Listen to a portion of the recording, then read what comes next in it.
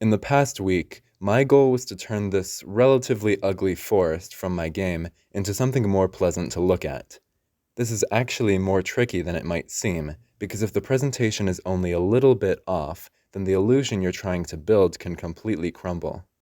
So here's how I tried to have that not happen. I started by recognizing the problematic level elements.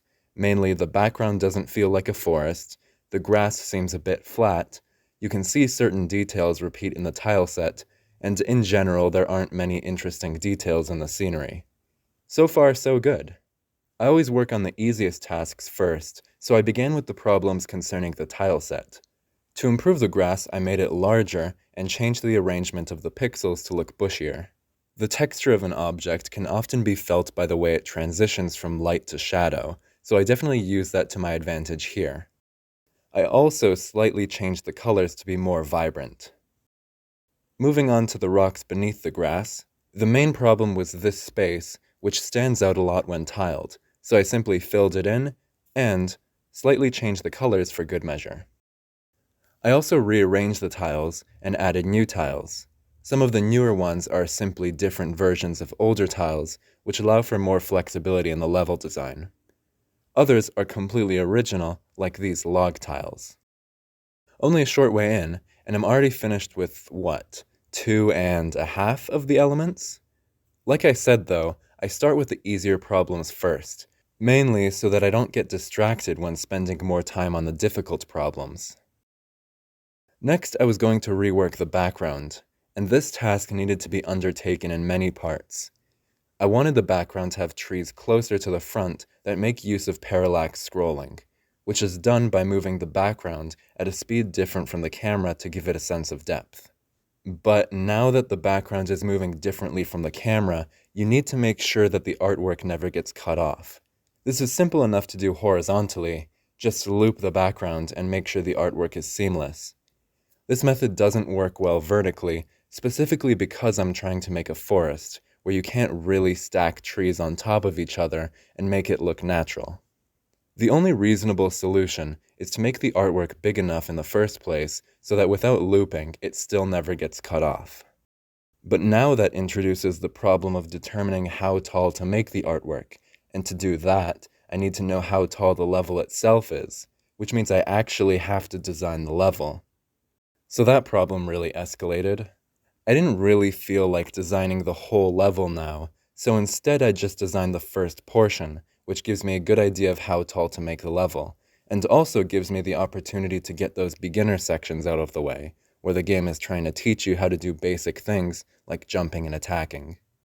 I first sketched out the level, which made it easier to track what's going on throughout. While we're here, I'll walk you through how I designed this beginning portion.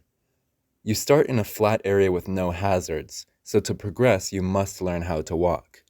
Next you find some ledges where you can only progress by learning to jump. You encounter an enemy giving you a safe environment to attack, and then see an enemy across a pit, teaching you how to jump and attack in quick succession. These skills are tested in a more complicated environment, and then you reach a few enemies on thin platforms, forcing you to learn how to jump and attack at the same time. You lastly fall into a pit and ascend a more difficult climbing section.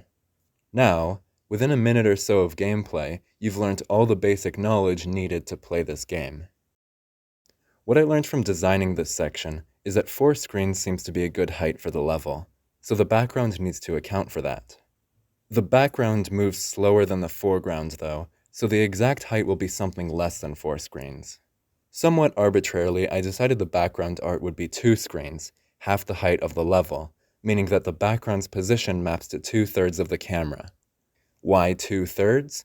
Because the maximum position of the camera is 3 screens and the maximum position of the background is 2 screens.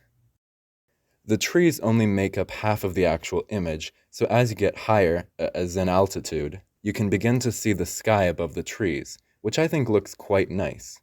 The sky is its own background, and locks its position to the camera, so it also has the same size as the camera.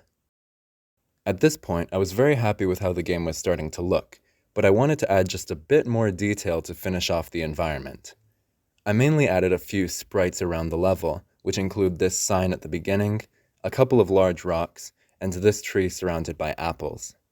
This is a maple tree, though, which obviously doesn't drop apples, indicating that someone left them behind. Interesting. That's all I have to say about my work this week. If I finish this video on time, then it should be out on Christmas, so Merry Christmas. I'll be taking a short break for about a month, and then I'll return with more progress on the game. If you want to support me, the best thing you can do is leave a comment, because I really enjoy reading them and find them very motivating. Thank you. Bye.